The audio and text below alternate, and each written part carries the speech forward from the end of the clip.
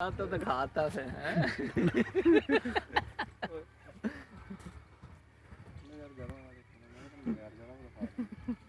वैसे फकत की वजह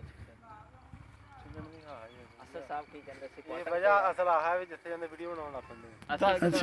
ਨਹੀਂ ਅਸਲ ਸਾਹਿਬ ਕੀ ਕਹਿੰਦੇ ਸੀ ਕੁਆਟਰ ਤੇ ਆ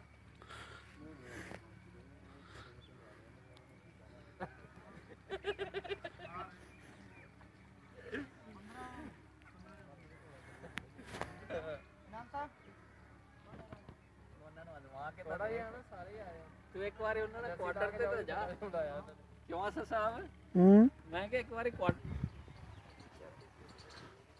ਉਹ ਆ ਰਹੇ ਨੇ ਹੋਰ ਵੀ ਦੱਸੋ ਤੁਹਾਨੂੰ ਦੱਸਣਾ